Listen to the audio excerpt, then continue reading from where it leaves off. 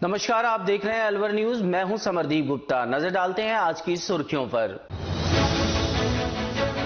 बिना मास्क के नहीं होगा कांग्रेस की जयपुर रैली में कोई भी शामिल, अलवर प्रभारी व राज्य शिक्षा मंत्री बीडी कल्ला ने किया दावा। जिले के अनेक हिस्सों में बनी यूरिया खाद की किल्लत, किसानों ने यूरिया के साथ जिंक बैग लेना बताया मजबूरी।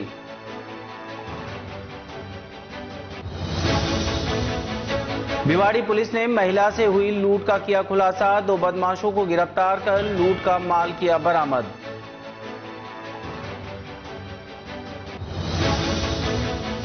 कांग्रेस जिलाध्यक्ष मिश्रा का राजगढ़ क्षेत्र में हुआ स्वागत, मंदिर की जमीनों से अतिक्रमण हटाने की उठी मांग।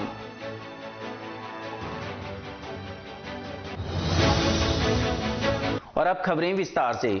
अलवर शहर में रविवार को प्रताप ऑडिटोरियम में शिक्षा एवं कला संस्कृति मंत्री एवं अलवर प्रभारी मंत्री बीडी कल्ला ने प्रशासनिक अधिकारियों की बैठक ली। इस बैठक में कांग्रेस जिलाध्यक्ष योगेश मिश्रा, नवनिर्वाचित जिला प्रमुख बलवीर छिल्लर, राजगढ़ विधायक जौहरीलाल मीणा, बहरोड विधायक बलजीत यादव, जिला कलेक्टर नन्नूमल पहाड़िया व जिला पुलिस अधीक्षक तेजस्विनी गौतम सहित तमाम अधिकारी मौजूद रहे। बैठक के दौरान बहरोड से निर्दलीय विधायक बलजीत यादव ने कहा कि भ्रष्टाचार चरम पर है। एसीबी की टीम रोज ट्रैप कार्रवाई कर रही है, फिर भी कोई समझ नहीं रहा है। यहां तक कि बिजली से जुड़े ठेकेदार भी बिजली चोरी करने में लगे हुए हैं। वहीं राजगढ़ विधायक जौहरीलाल मीणा ने प्रशासन शहरों के संग अभियान को लेकर अलवर प्रभारी मंत्री बीडी कल्ला को समस्या बताई। साथ ही ग्रामीण इलाकों में हो रही खाद की कमी जल्द दुरुस्त किए जाने को लेकर मंत्री से निवेदन भी किया। शिक्षा मंत्री एवं अलवर जिला प्रभारी मंत्री बीडी कल्ला ने मीडिया से बातचीत करते हुए कहा कि एसीबी एवं राजस्थान सरकार ने 3 साल में अच्छे कार्य किए हैं। वहीं दूसरी तरफ अलवर में कांग्रेसी नेता व नगर परिषद सभापति बीना गुप्ता को एसीबी ने ट्रैप किए जाने के बावजूद भी सरकार ने बिना निलंबन के अब तक रोके रखने को लेकर जब सवाल पूछा गया तो प्रभारी मंत्री बीडी कल्ला ने कहा कि हम किसी को बचाने की कोशिश नहीं कर रहे हैं। हम तो चाह रहे हैं कि हर ईमानदारी से कार्य हो, बाकी जो भी प्रकरण में लिप्त होगा उसके खिलाफ सरकार सख्त कार्रवाई करेगी। वहीं राज्य शिक्षा मंत्री रिट में पद बढ़ाए जाने की मांग को लेकर कहा कि वित्त विभाग पद बढ़ाने का काम करेगा। यह मामला मुख्यमंत्री के समक्ष रखा जाएगा। वहीं मंत्री को शनिवार को बीएसटी छात्रों द्वारा ज्ञापन दिया गया था। साथ ही रविवार को प्रताप ऑडिटोरियम में बीएड अभ्यर्थियों ने शिक्षा मंत्री बीडी कल्ला को ज्ञापन सौंपा। दूसरी तरफ कोरोना की तीसरी लहर को देखते हुए शिक्षा मंत्री बीडी कल्ला ने कहा कि बिना मास्क जयपुर में होने वाली रैली को कोई भी व्यक्ति सम्मिलित नहीं होगा।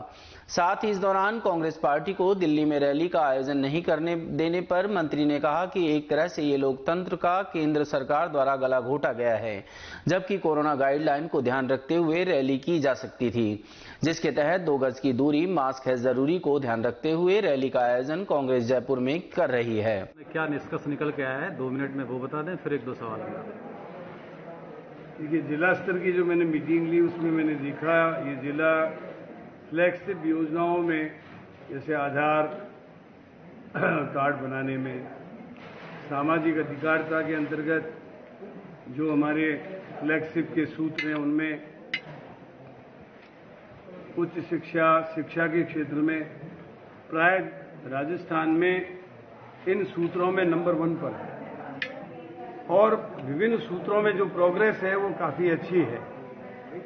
मैंने एक बिंदु का आपने देखा होगा कि मैंने सबकी समीक्षा की है और जिन सूत्रों में और क्या काम करना है उसके बारे में यथोचित निर्देश भी दिए हैं। जैसे कुछ अपात्र लोग जुड़ गए हैं खाद्य सुरक्षा योजना में, तो उनको हटाना है और पात्र लोगों को जोड़ना है। चूंकि ये ऐप भारत सरकार के द्वारा खोला जाता है तो इनके द्वारा सूची तैयार होनी चाहिए। जैसे भी ऐप खुलेगा तो पात्र व्यक्तियों को उसमें जुड़वाने का काम करें। तो जितने भी सूत्र थे उनके ऊपर मैंने हर सूत्र पर जो मेरा अनुभव है या जो मेरे को राज्य सरकार की तरफ से एक तरीके से काम करना है उसको मैंने उनको निर्देश दिए हैं। पुलिस विभाग की एसपी साहिबा ने जो जानकारी दी कि हाँ इन पदों को भर्ती करना है, साइबर क्राइम पे थाने बनाने, तो जो समस्याएं आई हैं उनके बारे में मैं जाते ही अपनी रिपोर्ट दूंगा माननीय मुख्यमंत्री जी को और कोशिश करूंगा कि उनके ऊपर एक्शन हो। एक तरफ आगे अपराध के मामले में, चाहे दुष्कर्म के मामले हों या साइबर के मामले हों, अलवर का ग्राफ ज्यादा है एवरेज पूरे राजस्थान की तुलना में। क्या इसको लेकर के आप आगे सरकार तक ये बात लेके जाएंगे? उन्होंने दो चीजें बताई। एक तो ये कि यहाँ पर झूठे मुकदमे बहुत अधिक मात्रा में दर्ज होते हैं, एक तो उसके ऊपर रोक लगे, जो गलत मुकदमे दर्ज कराते हैं उनके खिलाफ कार्रवाई, और जो सच्चे मुकदमे हैं उनमें लोगों को दंडित किया जाए, इसके लिए अधिकारी कार्रवाई करें। भ्रष्टाचार के मामले में आपकी पार्टी की सभापति अब इस वक्त जेल में है और विधायक भी भ्रष्टाचार का ही मामला उठा रहा है। आपकी सरकार सभापति जो कि एसीबी से ट्रैप हो चुकी है उसे बचा रही है? किसी को बचाने की कोशिश नहीं है। हम लोग तो ये चाहते हैं कि अधिकारी हों, जनप्रतिनिधि हों, सब लोग दीनदारी, ईमानदारी, वफादारी से काम करें, और जो भी व्यक्ति कोई भ्रष्टाचार में लिप्त है उसके खिलाफ हमारे मुख्यमंत्री जी बहुत सख्त हैं, और ऐसे लोगों के खिलाफ कार्रवाई नहीं हो रही। आज 13 दिन हो गए, जिसे ट्रैप कर लिया गया उसे सस्पेंड नहीं कर रही सरकार। इसका मतलब सरकार बचा रही है। मुझे पूरे प्रकरण का मालूम नहीं है, लेकिन आप निश्चित मानिए कि जो भी भ्रष्टाचार में लिप्त है उनके खिलाफ ये सरकार कार्रवाई निश्चित रूप से करेगी। आखिरी सवाल ये है कि रीट के अभ्यर्थी की बहुत बड़ी उम्मीदें हैं, क्या वाकई में पद बढ़ाए जा रहे हैं? पद बढ़ाने का काम वित्त विभाग आपका मन है बढ़ाने का या बढ़े जाए? मैं जब से यहाँ अलवर में आया हूँ, रीट में पद बढ़ाने की मांग की जा रही है। इस मांग को हम वहाँ पे माननीय मुख्यमंत्री जी के सामने रखेंगे, मांग को देखते और वित्त विभाग जो भी इसमें कार्रवाई करेगा वो आपको अवगत कराएगा। मैं क्या चाहता हूँ, ये मैं आपको क्या, जो मैं मांग आई है उसको उनके सामने रख दूंगा। कोरोना की तीसरी लहर आ चुकी है, भाजपा अलग मीटिंग कर रही है, कांग्रेस भी अपनी रैली कर रही है, और जनता के कोई बीमारियों को से अलग हट करके दोनों पार्टियां रैलियां कर रही हैं, जान जोखिम में डाल करके। देखिए, हमारी पार्टी की रैली में तो साफ कहा गया है, और यहाँ मैं अभी हमारे कार्यकर्ताओं की जब मीटिंग लूंगा तो बिना मास्क के किसी को एंट्री नहीं होगी, नंबर 1। और हम कोविड की एडवाइजरी का पूर्ण पालन करेंगे। जब बिना मास्क के कोई आएगा ही नहीं तो निश्चित रूप से कोरोना एडवाइजरी का हम पूर्णतः पालन करते हुए रैली करेंगे। जबकि जयपुर में, जहां तक दिल्ली का सवाल है, दिल्ली में और पार्टियां रैली कर रही हैं और पार्टियां सारे काम कर रही हैं, उन पर रोक नहीं है। मैं केंद्रीय सरकार पे आरोप लगाता हूं कि हमारी राष्ट्रीय रैली को उन्होंने वहां रोका है, उसके कारण हमको जयपुर में रैली करनी पड़ रही है। वो खुद यहाँ जयपुर में आकर के, उनका गृह मंत्री यहाँ पे आके रैली कर सकता है, लेकिन भारत सरकार ने अखिल भारतीय कांग्रेस कमेटी के द्वारा आयोजित रैली को वहां नहीं करने दिया। मैं समझता हूं ये लोकतंत्र का गला घोंटा है। नहीं, आपने रोक क्यों नहीं लगाई उन पर? जैसे अगर वो आए तो यह जयपुर में जब उन्होंने आके रैली करी आज, ऐसा है कि हम जब अपनी रैली पे रोक नहीं लगा रहे तो उनकी रैली पे रोक कैसे लगाएंगे? लेकिन हम ये अपेक्षा रखते हैं कि उनको भी हमारी तरह कोरोना एडवाइजरी का पालन करना चाहिए। अभी जयपुर में जो केस निकल कर आ रहे हैं सामने लगातार, जो कोरोना के, और उसके बाद भी क्या है कि रैली जो होगी तो कोरोना एडवाइजरी के साथ रैली कोई भी कर सकता है। कोरोना की गाइडलाइन तो कोरोना की गाइडलाइन में सबसे पहले 2 गज की दूरी, मास्क है जरूरी, और भीड़ भी तो मास्क यदि लगा हुआ होता है तो व्यक्ति सुरक्षित है। भीड़ चाहे हो, क्यों नहीं? मास्क में तो आदमी जो है पूरी तरह से सुरक्षित है। 2 गज की दूरी कैसे रहेगी? लाखों की भीड़ में कितनी भीड़ आएगी आपकी रैली में? या तो 2 गज की दूरी हो, और मास्क जब लग जाता है ना तो फिर वो कोरोना की एडवाइजरी का पूरा पालन हो। एक्सपर्ट तो आज भी कह रहे हैं 2 गज की दूरी जरूरी है, चाहे मास्क हो। फिर भी 2 गज की दूरी उन व्यक्तियों के लिए जो कम से कम मास्क नहीं लगाए हुए हैं। मास्क लगाया हुआ व्यक्ति जो है वो सुरक्षित। इसके बाद में अगर कोरोना तेजी से फैला तो सरकार जिम्मेदारी लेगी? नहीं, कोरोना फैलेगा ही नहीं। हमारे यहाँ तो हम हर गेट के ऊपर वहां पर चेक करेंगे कि बिना मास्क के अंदर कोई नहीं जाए, और हर गेट पे हजारों मास्क लगे हुए रखे हुए रहेंगे। जो बिना मास्क के आ गया तो उसको मास्क लगा के फिर एंट्री देंगे। बसों में तो खचाखच आएंगी, बसें आएंगी, जीप आएंगी, कारें आएंगी, तो उनको भी ये कहा जाएगा कि मास्क लगा के आए। इसका मतलब आम आदमी जो गाइडलाइन का पालन नहीं करता, रैलियों में पालन हो जाएगा? रैलियों में निश्चित रूप से पालन होगा। और आपने देखा होगा कि मैंने अभी मीटिंग में भी ये कहा है कि मास्क लगाना लोगों ने बंद कर दिया है, मास्क लगाने की प्रैक्टिस जारी रखी जाए। विधायक साहब ने तो ये कहा कि भ्रष्टाचार बहुत बड़ी सीमा लांघ चुका है। ये दर्द जब एक विधायक का हो सकता है तो आम जनता कितनी परेशान होगी? देखिए, भ्रष्टाचार निरोधक विभाग ने जो काम पिछले 3 साल में किया है, मैं समझता हूं अब तक किसी ने नहीं किया।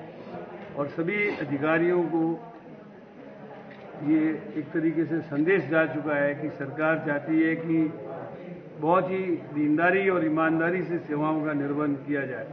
और जो बिंदु उन्होंने उठाए हैं उनके बारे में हम बराबर, मैंने भी आपके सामने क्या कहा कि honesty is the best policy जी। अपना कर्तव्य समझकर कर्तव्य का निर्वहन करें और अपनी सेवाओं से आम जनता को लाभान्वित करें। आपके जिला प्रमुख जी ने तो यही कह दिया है कि अधिकारी फोन नहीं उठाते हैं। जब जिला प्रमुख का कहें या इनके समकक्ष दुख से जनप्रतिनिधियों का अधिकारी फोन नहीं उठाने का मतलब यह है कि जनता की सुनवाई नहीं होती है।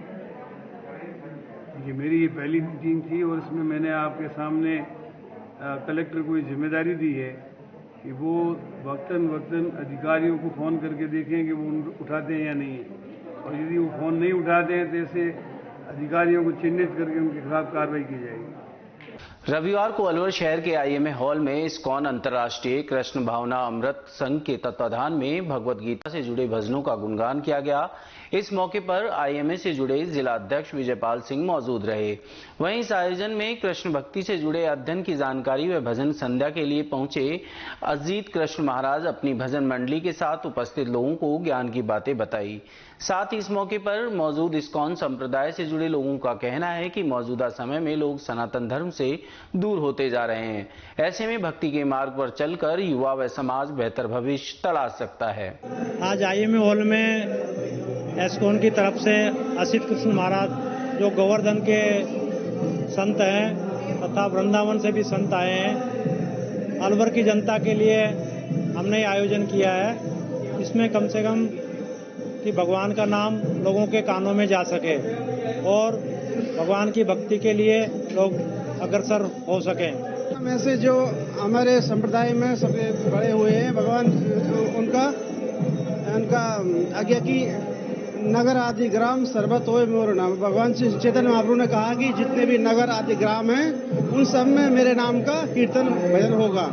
तो उसी चैतन्य महाप्रभु की हुई भविष्यवाणी आज सफल हो रही और आज इस जो संस्था है इस्कॉन के माध्यम से हर गांव हर शहर सब जगह भगवान नाम का कीर्तन होता है, भजन होते हैं। उसी प्रकार यहाँ पर जो हो रहा है प्रोग्राम तो वो माध्यम है उसी का, और इसका मेन उद्देश्य है लोगों को भगवान के बारे में बताना और उनको किस प्रकार भगवान की भक्ति की जाए, किस प्रकार से जीवन में सुख शांति आए, तो उस सबके बताने के लिए उनको भगवान से जोड़ने के लिए संकीर्तन किया जा रहा है। तो आज हम इस्कॉन गोवर्धन की तरफ से महाराज को यहाँ पर बुलाए हैं ताकि वो इस जनता को, जो अलवर की जनता है, इनको भगवान नाम के प्रति और जगाए, उनका भगवान नाम में विश्वास बढ़े, भगवान के प्रति रुझान बढ़े।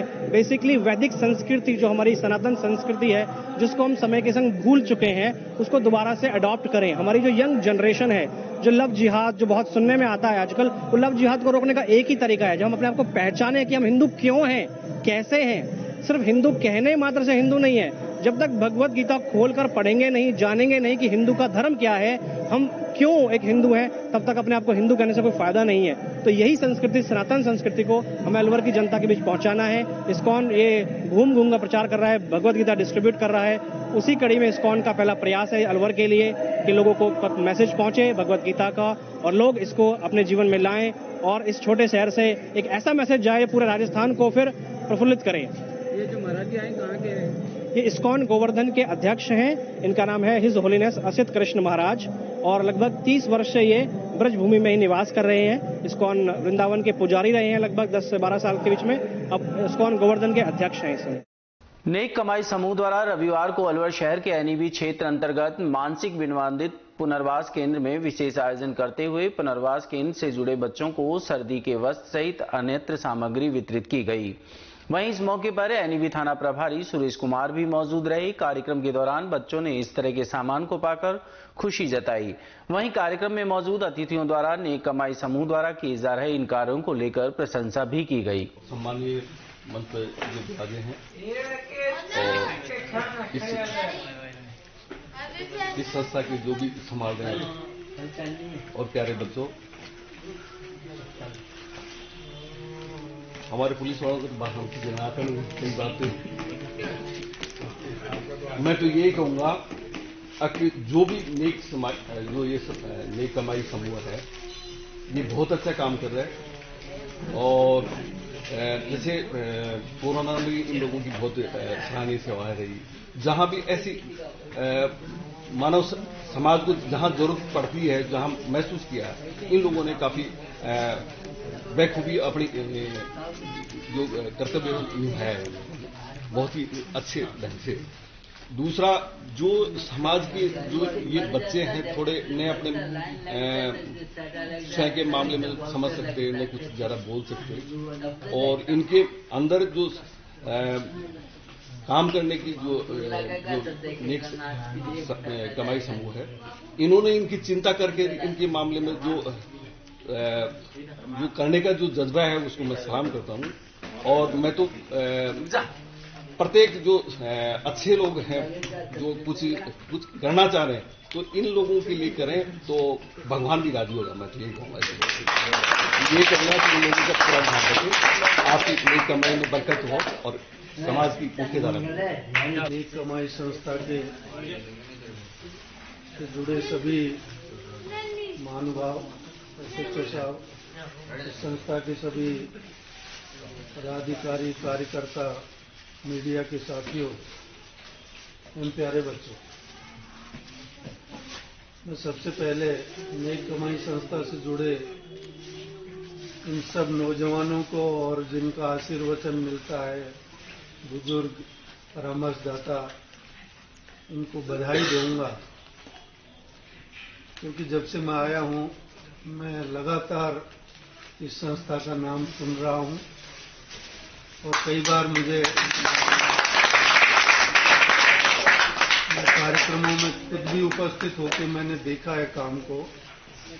तो मैं मीडिया के बंधुओं का भी आभार व्यक्त करूंगा कि इसका अच्छा कवरेज होने से आम आदमी इन बातों को पढ़ता है तो समाज में एक बहुत अच्छा संदेश है। और आज की ये जगह तो और भी महत्वपूर्ण है। ये बच्चे समाज के महत्वपूर्ण अंग हैं और हम सब की जिम्मेदारी है इन बच्चों को जितना सुधार सके, समाज की मुख्य धारा में ला सके। शुरुआत में बड़ा कठिन होता है। मैं संस्था से जुड़े सभी लोगों का भी आभार व्यक्त करना चाहूंगा कि वो एक बहुत अच्छा सेवा का काम कर रहे हैं। बहुत टिपिकल काम होता है। हम अपने घरों में, स्कूल कॉलेजेज में जो बिल्कुल ठीक लड़के होते हैं उनको ही ठीक से संभालने में बड़ी कठिनाई आती है। कई बार पुलिस वगैरह की भी मदद लेनी पड़ती है, कई बार ऐसी स्थितियां बन जाती हैं। और ये जो बच्चे हैं वो मानसिक रूप से भगवान ने जैसे दिए हैं तो वो अलग तरह की स्थिति के होते हैं। इनको संभालना और इनको व्यवस्थित रखना और इनको दैनिक जीवन से रिलेटेड सारी चीजें बताना और इन सबको साथ मिलकर के एक मेल जोल से रखना, ये बहुत महत्वपूर्ण काम है। इस सब के लिए आप सब बधाई के पात्र हैं। मैं पुनः नेक कमाई संस्था के सभी साथियों को आभार व्यक्त करता हूं, धन्यवाद देता हूं कि आप हर संडे इस तरह का कार्यक्रम अलवर के किसी न किसी कोने में सब प्रकार के लोगों के लिए करते हैं। इससे बाकी लोगों को भी प्रेरणा मिलती है। मुझे आज यहाँ आके बहुत अच्छा लगा। खैरतल कस्बे के मातौर रोड स्थित सुंदरम गार्डन के विहिप का जिला स्तरीय बैठक जिला अध्यक्ष सतीश कुमार तंवर की अध्यक्षता में संपन्न हुआ, जिसमें मुख्य वक्ता मंत्री राजेंद्र हिंदू रहे। वशिष्ठ अतिथि प्रेम सिंह राजावत ने बताया कि आगामी गीता जयंती के अवसर पर शौर्य संचलन निकाला जाएगा, जिसमें बजरंग दल के नशा मुक्त एवं शौर्य युक्त अनुशासित कार्यकर्ता भाग लेंगे। बजरंग दल के कार्यकर्ताओं का बल बुद्धि देवता हनुमान जैसा बलशाली एवं बुद्धिमानी होना चाहिए। राजेंद्र हिंदू ने हिंदू समाज की लड़कियों को लव जिहाद जैसी घटनाओं से सावधान रहने की जरूरत बताई है और कहा कि भगवान राम और कृष्ण हमारे आदर्श हैं। इस मौके पर प्रांत संपर्क प्रमुख योगेश गोयल, जिला मंत्री यशपाल सहित जिले के समस्त पदाधिकारी व कार्यकर्ता मौजूद रहे। अलवर जिले में 2 दिवसीय दौरे पर राजस्थान के नए शिक्षा मंत्री वीडी कल्ला के पहुंचने पर कटुमर विधायक जनप्रतिनिधि अमिताभ बैरवा ने माला व गुलदस्ता भेंट कर स्वागत सम्मान कर विधायक जनप्रतिनिधि अमित बैरवा ने अपने कटुमर विधानसभा क्षेत्र की समस्याओं से अवगत कराया। इस दौरान पूर्व जिला पार्षद सिंह यादव व जिला पार्षद प्रत्याशी पहलाज जाटव, कटुमर क्षेत्र के काफी गणमान्य लोग मौजूद रहे। खैरतल कस्बे की पुरानी अनाज मंडी स्थित श्री श्याम मंदिर में 7 दिवसीय श्रीमद् भागवत कथा का शुभारंभ हुआ। कथा से पूर्व 151 महिलाओं ने श्री श्याम मंदिर में कलश यात्रा निकाली। श्री श्याम सेवा समिति के सदस्य कमल शर्मा ने बताया कि सुबह भव्य कलश यात्रा निकाली गई। कलश यात्रा को कस्बे में जगह जगह पुष्प वर्षा कर स्वागत किया गया। कलश यात्रा कस्बे के विभिन्न मार्गों से होती हुई वापस श्याम मंदिर पहुंची। इस मौके पर सभी को प्रसाद वितरण किया गया। कथा का वाचन 5 दिसंबर से 11 दिसंबर तक प्रतिदिन श्याम मंदिर प्रांगण में सुबह 11 बजे से प्रभु इच्छा तक की जाएगी। 12 दिसंबर को हवन व भंडारे का आयोजन किया जाएगा। खबरों में वक्त हो चुका है एक छोटी सी ब्रेक का। ब्रेक के बाद फौरन लौटेंगे, तब तक बने रहिए अलवर न्यूज के साथ।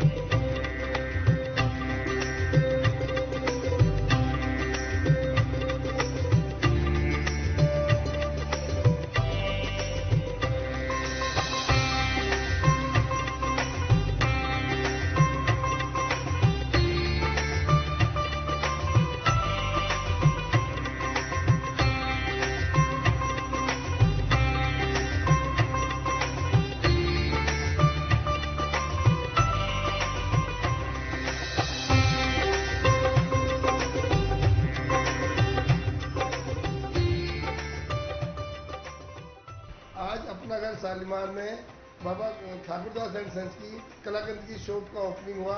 इसके लिए मैं अभिषेक कनीदर जी को बहुत बहुत शुभकामना और मुबारकबाद देता हूँ। मैं यहाँ पर रहने वाले 4000 परिवारों को जो उनका विख्यात मिल्क केक है वो सबको मिलेगा, अच्छी वैरायटी मिलेगी और इसी के साथ शुभकामना देते हुए इनका व्यापार खूब बढ़े। अमेरिका तक जाने वाला कलाकंद अब आ गया है अपनागढ़ शालीमार में। आप सबको मुबारक हो। अपनागढ़ शालीमार में आ गया है बाबा ठाकुरदास का कलाकंद जो कि अमेरिका तक जाता है। अलवर वासियों के दिल में अपनी अलग पहचान बना चुके त्रिहान ग्रुप खास आपके लिए लेकर आए हैं नगर विकास न्यास अलवर द्वारा अनुमोदित अलवर की बेहतरीन अफोर्डेबल आवासीय योजना, जिसमें आपके लिए उपलब्ध है सुरक्षित जीवन शैली, वो भी सिर्फ नाम मात्र की कीमतों में। कोई भी मन बनाने से पहले साइट विजिट जरूर करें, क्योंकि फ्लैट की कीमत है सिर्फ 5,15,000 रुपए से शुरू। अलवर भिवाड़ी मेगा हाईवे पर स्थित ये टाउनशिप आपके लिए पूरी तरह से सेफ है, जहां आपको मिलेंगी चौड़ी सड़कें, हरे भरे गार्डन, मंदिर और गुरुद्वारा। तो जल्दी कीजिए, सीमित फ्लैट्स उपलब्ध।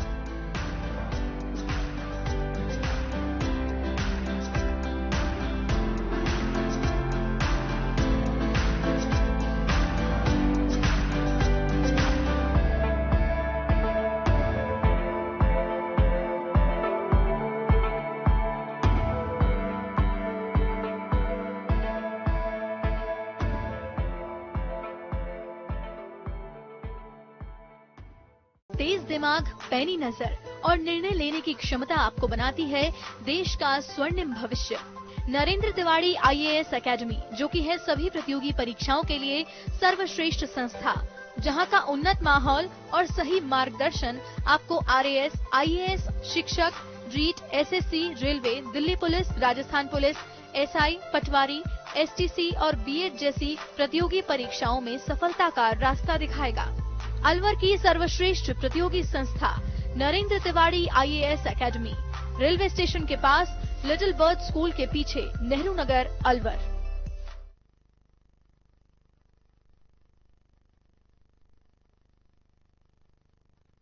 ब्रेक के बाद आपका फिर से स्वागत है। बढ़ते हैं अगली खबर की ओर। कोट कासिम के बीबी रानी कस्बे में रविवार को खाद वितरण पुलिस मौजूदगी में हुआ। बीबी रानी कस्बे के हरसोली रोड पर स्थित एक दुकान पर खाद आने की सूचना मिलने के बाद अल सुबह किसानों की भारी भीड़ जमा हो गई। इसके बाद नजदीकी पुलिस चौकी से पुलिस पहुंची। पुलिस ने मौके पर पहुंचकर महिला एवं पुरुषों को अलग अलग लाइन लगवाकर वितरण कराया। गौरतलब है कि क्षेत्र में पिछले काफी समय से किसानों को यूरिया खाद की किल्लत के चलते परेशानी का सामना करना पड़ रहा है। रविवार को बीबी रानी कस्बे में खाद वितरण के खाद दिलाए जाने की सूचना पर रविवार अल सुबह दुकान पर भारी भीड़ जमा हो गई। खाद लेने आए कृषकों ने अपने वाहन को रोड के दोनों तरफ बेतरतीब तरीके से खड़ा कर दिया, जिससे यातायात बाधित हुआ। पुलिस ने बेतरतीब ढंग से खड़े वाहनों को ठीक ढंग से खड़ा कराया। वहीं खाद लेने आए किसानों का कहना है कि खाद वितरक किसानों की मजबूरी का फायदा उठाते हुए जबरदस्ती यूरिया खाद के साथ जिंक का बैग भी किसानों को दे रहे हैं। किसानों ने यह भी बताया कि खाद वितरक जिंक का बैग नहीं लेने पर यूरिया खाद के लिए भी मना कर देते हैं। ऐसे में किसानों को मजबूरी में यूरिया खाद के साथ जिंक का बैग भी लेना पड़ रहा है। डेरा सच्चा सौदा सिरसा द्वारा चलाए जा रहे मानवता भलाई कार्यों के तहत रविवार को ब्लॉक अलवर के साख संगत द्वारा जरूरतमंद लोगों को कंबल तथा सरकारी स्कूल के बच्चों को गर्म स्वेटर व फल फूड वितरित किए गए। मुंडावर उपखंड के क्षेत्र के गांव महिर भागोला में पूर्व सरपंच महावीर यादव की स्मृति में रक्तदान शिविर आयोजित किया गया। रक्तदान शिविर का शुभारंभ मुख्य अतिथि पीसीसी सचिव ललित यादव, प्रेम बलवीर छिल्लर, जिला पार्षद संदीप फौलौदिया, जिला पार्षद भीमराज यादव, सरपंच वीर सिंह मेहरा, हरीश यादव ने किया। इस अवसर पर पीसीसी सचिव ललित यादव ने कहा कि रक्तदान सबसे बड़ा दान है, इससे किसी को नया जीवन मिलता है। विशाल महावीर यादव ने बताया कि रक्तदान शिविर में जयपुर एसएमएस ब्लड बैंक के डॉक्टर वीर राजावत व अलवर ब्लड बैंक के डॉक्टर आजाद की देखरेख में रक्तवीरों ने 432 यूनिट रक्त एकत्रित किया है। अंत में रक्तवीरों को प्रशस्ति पत्र एवं स्मृति चिन्ह भेंटकर सम्मानित किया गया। इस अवसर पर दीपचंद गुर्जर और अनेक गणमान्य लोग भी उपस्थित रहे। कोटकासिम उपखंड क्षेत्र के बिलावड़ी बस स्टैंड पर एक ट्रक में खराब होने से ट्रक दिन भर सड़क के बीच में खड़ा रहा, जिसके चलते इस सड़क मार्ग से होकर गुजरने वाले वाहन चालकों को भारी समस्या का सामना करना पड़ा। ट्रक के बीच सड़क पर खड़ा होने की वजह से सामने से आने वाले वाहनों को कारण लंबा जाम लग गया, जिसके कारण काफी देर तक लोग वाहनों के बंद रहे और धीरे धीरे रेंगते हुए वाहन वहां से निकले। इस दौरान ग्रामीणों को रास्ता पार करने की समस्या हुई। कुछ वाहन चालक आपस में ही तू मैं करते हुए देखे गए। लगभग आधा किलोमीटर लंबा जाम तब तक लगा रहा, जिससे खुलने के बाद ही लोगों ने राहत की सांस ली। खैरतल कस्बे में जाटव समाज संस्थान की ओर से समाज की प्रतिभाओं का सम्मान समारोह आयोजित किया गया। साथ ही लाइब्रेरी का उद्घाटन किया गया। कार्यक्रम के मुख्य अतिथि फिल्म अभिनेता जीतू ने समाज के बच्चों के लिए बनाई गई भीम लाइब्रेरी का फीता काटकर शुभारंभ किया। अभिनेता जीतू के कार्यक्रम में संबोधित करते हुए कहा कि जीवन में लक्ष्य बनाकर कार्य करना ही सफलता मिलती है। कार्यक्रम में अतिथि के रूप में आयकर अधिकारी भोरेलाल ने समाज को अच्छे कार्यों के लिए आगे आने के लिए प्रेरित किया। इस मौके पर समाज के अध्यक्ष राजेंद्र रसगोन सहित अतिथियों ने समाज के प्रतिभावान छात्र छात्राओं को प्रतीक चिन्ह देकर सम्मानित किया। कार्यक्रम में सैकड़ों की संख्या में समाज के महिला एवं पुरुष एवं युवा लोग मौजूद रहे। खैरतल थाना प्रभारी फूलचंद मीणा के स्थानांतरण होने के बाद मीणा का थाना स्टाफ व कस्बे वासियों द्वारा विदाई दी गई। थानाधिकारी को अंबेडकर सर्किल पर डीजे की धुन पर नाचते गाते हुए गुलाल लगाकर थाना स्टाफ सहित कस्बे वासियों ने विदाई दी। इस दौरान फूलचंद मीणा ने खैरतल थाने को अच्छा कार्य क्षेत्र बताते हुए विदाई ली। इस मौके पर नए थानाधिकारी भगवान साय शर्मा को भी कस्बे के गणमान्य नागरिकों ने स्वागत किया। मेरे हिसाब से खैरतल थाने का कार्यकाल मेरा बहुत अच्छा रहा। जनता का काफ़ी अच्छा सहयोग मिला, पूरे स्टाफ का सहयोग मिला। आज मुझे बड़ी खुशी है कि जनता ने और स्टाफ ने मिलकर मेरा बड़ा अच्छा स्वागत किया। पहली बार आप थानाधिकारी के तौर पर खैरतल थाने का कार्यभार संभाला। बिल्कुल। कैसा आपका कार्य अनुभव रहा और क्या क्या आपको लगा कि थानाधिकारी के तौर पर क्या क्या चुनौतियां रहती है? थानाधिकारी के रूप में काफ़ी अच्छी चुनौतियाँ रहती है, जिसको निभाना बहुत ही महत्वपूर्ण होता है। लेकिन कई बार समस्या ऐसी होती है कि उन परिस्थितियों का सामना नहीं कर पाते और कोई घटनाएं हो जाती है, लेकिन फिर भी हमने मिलजुल के काफी अच्छा सहयोग किया और ऐसी कोई वारदात नहीं होनी। खैरतल थाना क्षेत्र आपको कैसा लग रहा है? अपराध के दृष्टिकोण से कैसा शांतिप्रिय इलाका है या फिर घटनाओं के मामले में कुछ ज्यादा यहाँ पे? अच्छा है, खैरतल थाना क्षेत्र अच्छा है, ऐसी कोई दिक्कत वाली बात नहीं है। छोटी मोटी घटनाएं हैं, यह चलती रहती है। बाहर के एक रेलवे स्टेशन होना, बाहर के लोग आगे अपराधी आते रहते हैं, उन पर निगरानी कर रहे हैं, निगरानी करेंगे। मैं भी कर रहा था, अभी स्टाफ बड़े कर रहे हैं, ऐसी कोई दिक्कत नहीं। विश्व दिव्यांग दिवस पर प्रदेशजनों की ओर से कस्बे में ब्राह्मण धर्मशाला में दिव्यांग जनों को फूलमाला व शाल उड़ाकर सम्मान किया गया। इस अवसर पर खेम सिंह आर्य ने कहा कि इस तरह के आयोजन करने से समाज में दिव्यांगों को एक प्रसन्नता जाहिर होती है। उन्होंने कहा कि सभी को दिव्यांग जनों को जितना हो सके उतनी सहायता करनी चाहिए। सरकार से मिल रही योजनाओं का लाभ दिलाया जाना। मदन लाल शर्मा ने कहा कि दिव्यांगों को जो भी सरकारी योजना का लाभ दिया जाना है उसकी जानकारी और उसके लिए जो भी दस्तावेज की आवश्यकता होती है उसकी पूर्ति के लिए हम समय समय पर लोगों से मिलकर प्रयास करते रहे हैं। रतिराम यादव, वंश परेश, राम किशोर लखेरा, गुलाब प्रजापत सहित दिव्यांगों का स्वागत किया गया।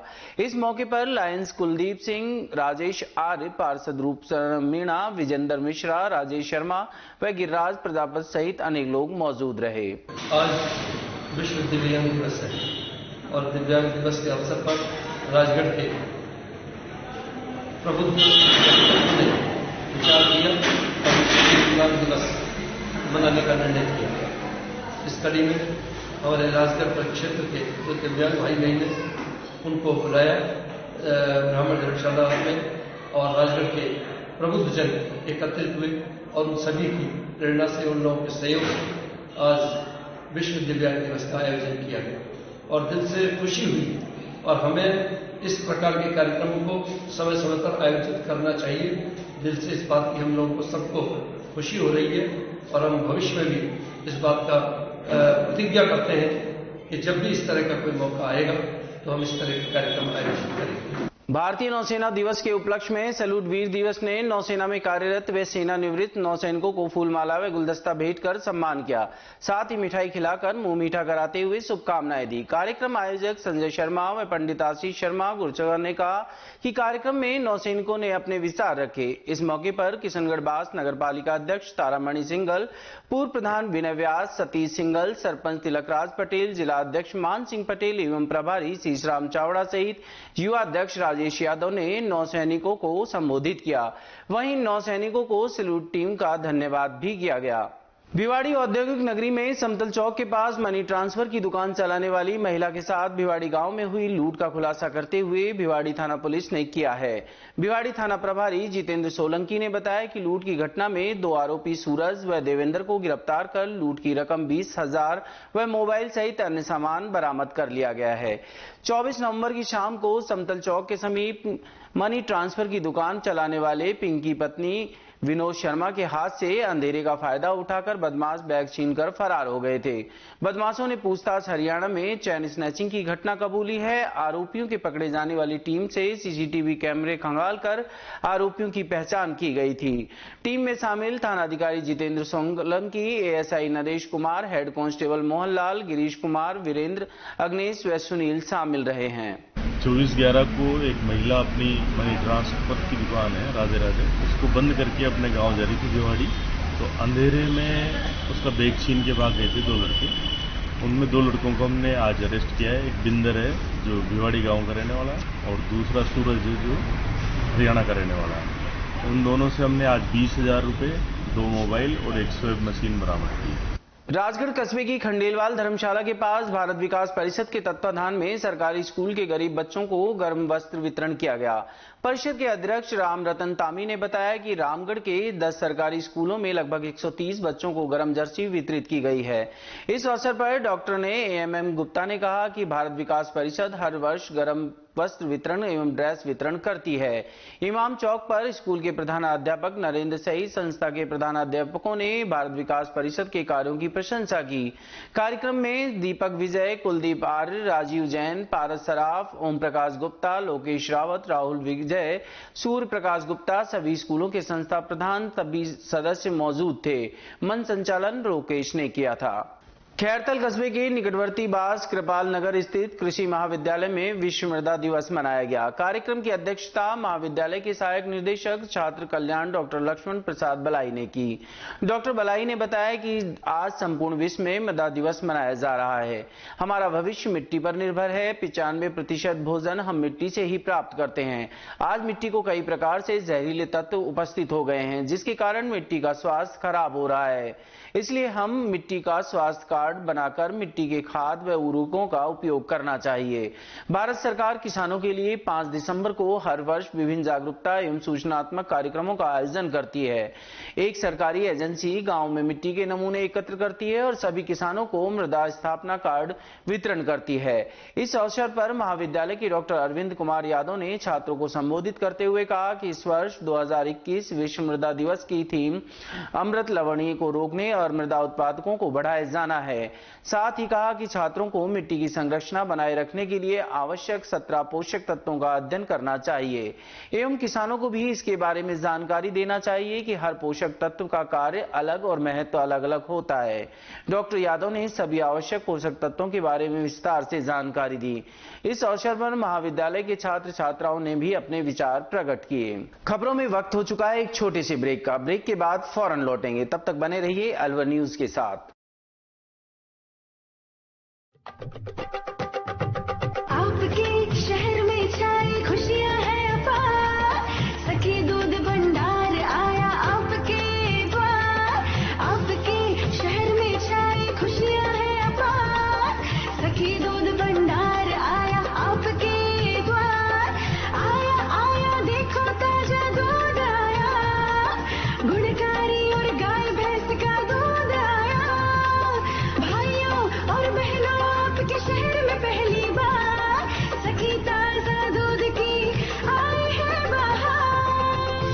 एक मशीन द्वारा हो रही है रोज दूध की सप्लाई।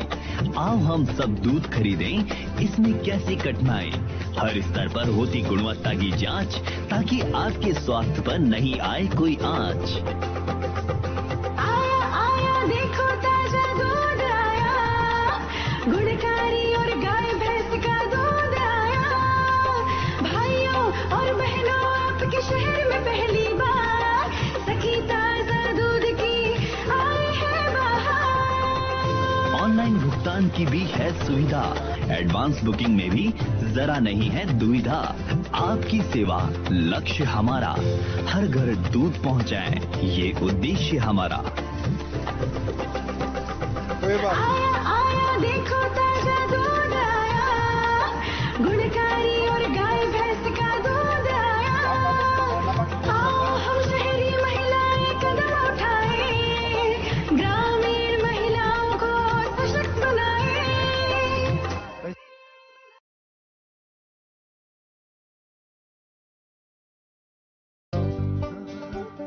पापा मुझे भी।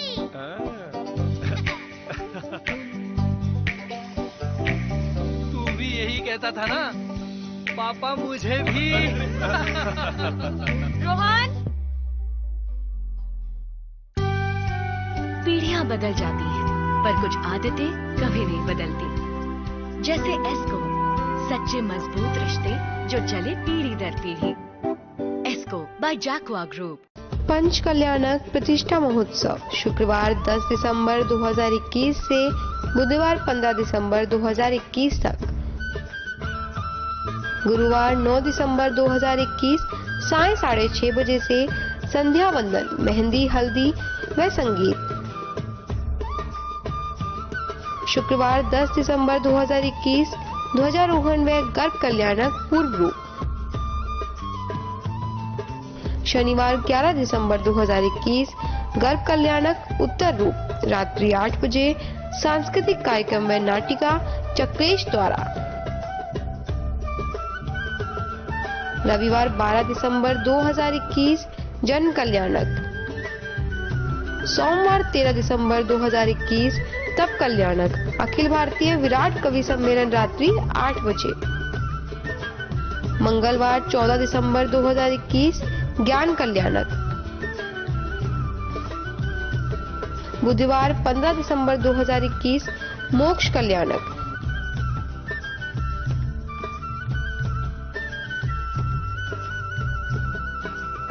आयोजक श्री मुनि सुब्रत वात्सल्य ट्रस्ट, परिवहन नगर, सूर्यनगर, अलवर। निवेदक पंच कल्याणक प्रतिष्ठा महोत्सव, श्री सकल जैन समाज, अलवर। ब्रेक के बाद आपका फिर से स्वागत है। बढ़ते हैं अगली खबर की ओर। माचाड़ी गांव के समीप रैणी चौराहे पर अलवर के समीपरत कमलेश शर्मा के साथ माचाड़ी पहुंचने पर कांग्रेस के जिला अध्यक्ष योगेश मिश्रा सहित अन्य लोगों द्वारा फूलमाला व साफा बांधकर कांग्रेसियों ग्रामीणों का भव्य स्वागत किया गया। जिला अध्यक्ष की पत्नी कमलेश देवी शर्मा का मीनाक्षी मीणा, रैणी सरपंच मीरा सहदावत ने शाल उड़ाकर एवं माला पहनाकर स्वागत किया। उसी दौरान कांग्रेसियों ने जिला अध्यक्ष बनाए जाने पर खुशी में लड्डू बांटे। स्वागत की बेला के दौरान जिला अध्यक्ष योगेश मिश्रा ग्रामीणों के नाम ग्राहक पंचायत में चल रही फर्जी मस्ट्रोल एवं मंदिर माफिक जमीनों पर फर्जी तरीके से हो रहे अवैध निर्माण व बेचान कार्य को लेकर ज्ञापन दिया गया। गौरतलब रहे कि प्रशासन गांव के संघ शिविर में क्षेत्रीय विधायक जौहरीलाल मीणा ने उपखंड अधिकारी अनिल सिंघल को मंदिर माफिक जमीन में अवैध रूप से बनाई गई दुकानों को तोड़ने का आदेश दिया, लेकिन उपखंड अधिकारी अनिल सिंघल ने अभी तक कोई कार्रवाई नहीं की। लोगों ने बताया कि अगर मंदिर माफिक जमीन पर कोई कार्रवाई नहीं की गई तो आगे ग्रामीण जन आंदोलन कर सकते हैं। इस अवसर पर रैणी सरपंच मीरा सहदावत, गोकुल मीनाक्षी मीणा, सीताराम सैनी, कांग्रेस संगठन मंत्री लक्ष्मी नारायण सैनी, माचाड़ी पंचन नागपाल शर्मा, रामधन शर्मा, शिवलाल नारायण सैनी, रतनलाल सैनी, भोलू सैनी, राजेश शर्मा, रमेश आर.डी. सैनी, कपूल सैनी, रेवड़ सैनी, राम सैनी, भीम सैनी, जांगिड़ सहित ग्रामीण मौजूद रहे। बांसुर, दांताली पहाड़ी और हाजीपुर में खाद के लिए सुबह 5 बजे से ही किसान लाइन में लगे रहे, लेकिन प्रशासन की कमी के चलते खाद वितरण नहीं किया गया।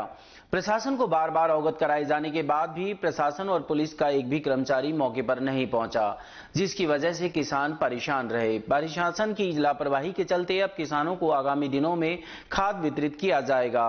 बानसूर तहसील में कुल खाद यूरिया के 9,680 कट्टे आए हैं।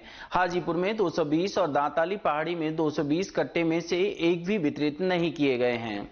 कोरोना काल के बाद विगत 2 वर्षों के अंतराल के मध्य परीक्षा कराए जाने को लेकर जहां सरकार पिछले दिनों विवादों में घिरी रही, वहीं अब रिट परीक्षा से जुड़े पदों की संख्या बढ़ाए जाने को लेकर परीक्षार्थी कई प्रकार से जिले से जुड़े प्रभारी मंत्री सहित मुख्यमंत्री के नाम ज्ञापन सौंपते हुए इस मामले में जल्द कार्रवाई किए जाने की मांग कर रहे हैं, जिसके चलते शनिवार को पहुंचे जिला प्रभारी मंत्री वीडी कल्ला को जहां रिट अभ्यर्थियों द्वारा अपनी मांगों को लेकर ज्ञापन सौंपा गया, वहीं रविवार को मंत्री महोदय से एक बार फिर से रिट परीक्षार्थियों से जुड़े अभ्यर्थियों द्वारा एक दल से शिक्षा राज्य मंत्री वीडी कल्ला के आगे अपनी मांग रखी। इस दौरान परीक्षार्थियों का कहना है कि कोरोना काल के चलते रिट परीक्षाओं में आए वर्षों के अंतराल को देखते हुए अभ्यर्थियों के लिए तय पदों की संख्या में बढ़ोतरी होनी चाहिए, जिसके तहत जहां सरकार 31,000 पदों पर अब तक परीक्षाओं के बाद नियुक्ति किए जाने की बात कह रही है, वहीं अब 2 वर्ष बाद हुई परीक्षाओं को देखते हुए 50,000 पदों पर सरकार को नियुक्ति दी जानी चाहिए। गौरतलब रहे कि शनिवार को पहुंचे प्रभारी मंत्री बीडी कल्ला के स्वागत को लेकर जहां जिला कलेक्टर नन्नूमल पहाड़िया व पुलिस अधीक्षक तेजस्विनी गौतम द्वारा अलवर से जुड़े सर्किट हाउस में गार्ड ऑफ ऑनर पेश किया गया, वहीं इस मौके पर कांग्रेस जिला कमेटी के अध्यक्ष योगेश मिश्रा सहित कांग्रेस के अन्य नेता व पार्षद भी मौजूद रहे। आज हम रेट के स्टूडेंट पूरे राजस्थान के अंदर जो रेट की भर्ती हुई है 2018 के बाद में 2021 के साल में संपन्न हुई है, उसमें 31,000 पदों पर भर्ती हुई थी और विद्यार्थी जो उसमें भाग लेने वाले थे वो उनकी संख्या करीबन 26 लाख थी। तो एक अनुपात के हिसाब से यह संख्या पदों की बहुत ही कम है, इसलिए बेरोजगारों का ध्यान रखते हुए पूरे राजस्थान के अंदर जगह जगह से विद्यार्थियों की मांग उठ रही है कि रीट के पदों को बढ़ाया जाए और उसी के दरमियान आज हमारे बीच में अलवर जिले के प्रभारी मंत्री श्री बीडी कल्ला जी आए हुए थे और उनको हमने हमारा मांग पत्र सौंपा है कि रीट के पदों को 50,000 के किया जाए।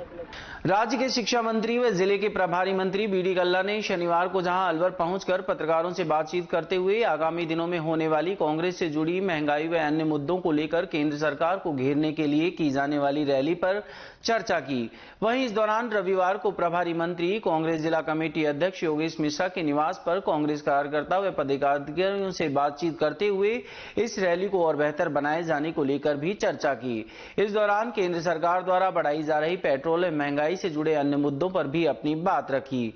वहीं प्रदेश में बेहतर सुशासन लाए जाने को लेकर भी चर्चा करते हुए इस मौके पर पत्रकारों से बात करते हुए जिला प्रभारी मंत्री बीडी कल्ला ने कहा कि जल्द ही सरकार जिले में बेहतर विकास को लेकर हर संभव प्रयास करेगी और विभिन्न मुद्दों पर जिस प्रकार की समस्याएं आ रही हैं उन पर विभागीय स्तर पर चर्चा करते हुए जल्द समाधान किए जाने का भी प्रयास किया जाएगा।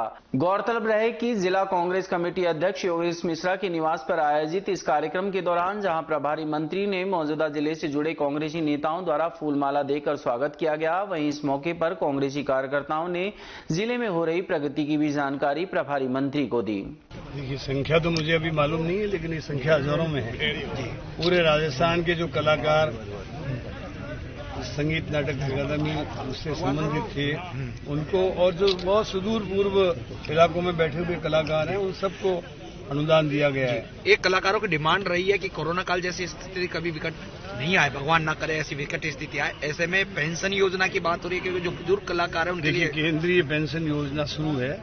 इसमें लगभग 60% तो अनुदान भारत सरकार देती है, 40% राज्य सरकार देती है। तो जो बड़ी उम्र के लोग हैं 65 साल से ऊपर वाले उनको अप्लाई करना चाहिए और उसमें राजस्थान सरकार धन की कोई कमी नहीं आने देगी। जी, एक रैली आपकी 12 तारीख को कांग्रेस की ओर से रैली होने वाली है, इसमें राजस्थान का कितना लक्ष्य रखा गया और अलवर का कितना लक्ष्य? देखिए, स्टेडियम को भर देंगे, स्टेडियम के बाहर भी जगह नहीं रहेगी, टेलीविजन लगाने पड़ेंगे, इतने लोग आएंगे।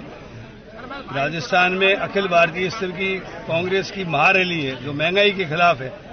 आज हर आदमी महंगाई से पीड़ित है। हर घर में जो रसोई गैस की टंकी 500 रुपए में आती थी आज वो 900 रुपए में आ रही है और 950 और डीजल और पेट्रोल इतना महंगा हो गया है उसके कारण सारी वस्तुएं महंगी हो गई है। तो महंगाई की मार से पीड़ित लोग वहां सारे इकट्ठे होंगे और केंद्रीय सरकार को हम चेतावनी देंगे कि महंगाई को रोको, नहीं तो ये महंगाई आपको खा जाएगी और आपको महंगाई को रोक न सके वो सरकार निकम्मी है, ये हमारा नारा है। महंगाई को रोकना पड़ेगा, महंगाई को कम करना पड़ेगा।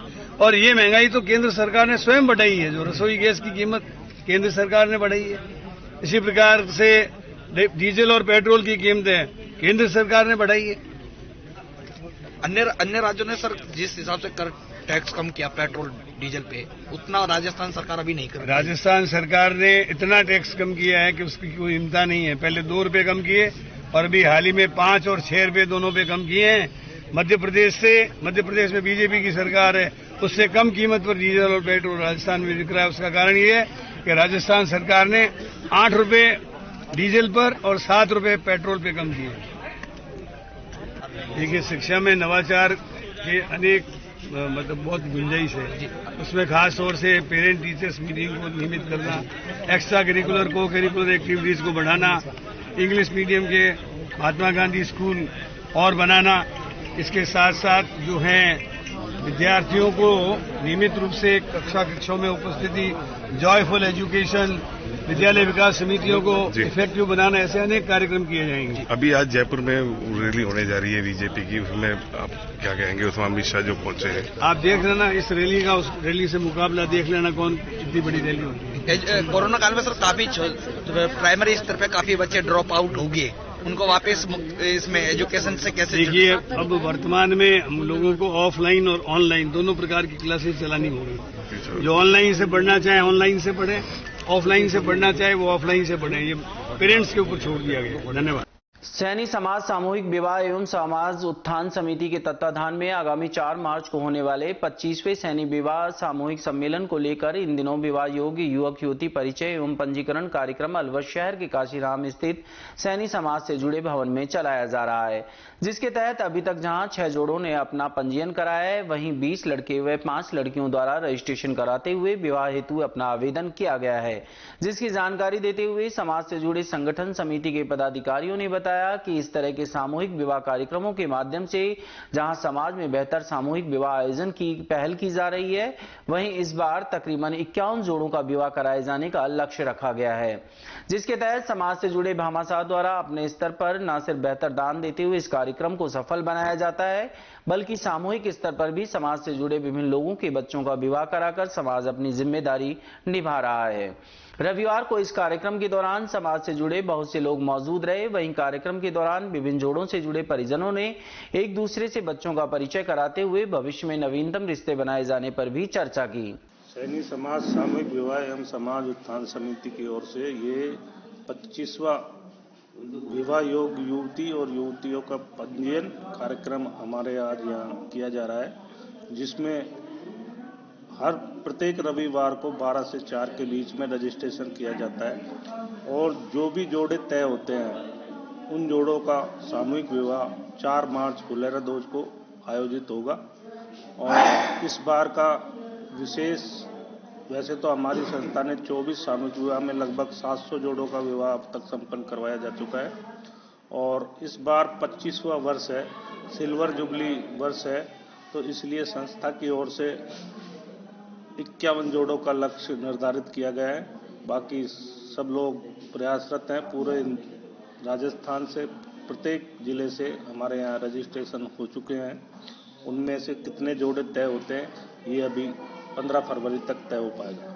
सैनी समाज सामूहिक समाज उत्थान समिति की ये परिचय का कार्यक्रम प्रत्येक संडे को चल रहा है, जिसमें अभी तक 6 जोड़ों का पंजीकरण हो चुका है।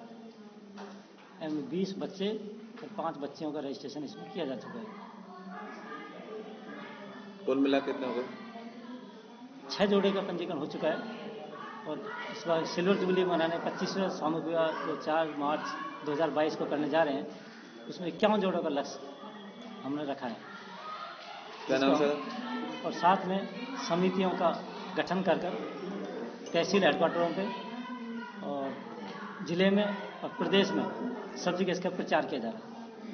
टपूकड़ा झिड़वाना सड़क मार्ग पर बने गड्ढों को भरने के लिए ठेकेदार द्वारा मलबा डला रहे हैं, जिसके कारण वाहनों में आगमन के धूल उड़ने से पैदल राहगीर व दोपहिया वाहन चालकों को भारी परेशानी उठानी पड़ रही है। इस मलबे पे ना तो पानी डलवाया जा रहा है और ना ही डामर डलवाई जा रही है। गड्ढों को भरने से नाम पर सिर्फ खाना पूर्ति की जा रही है। आज की खबरों में बस इतना ही। बने रहिए अलवर न्यूज के साथ।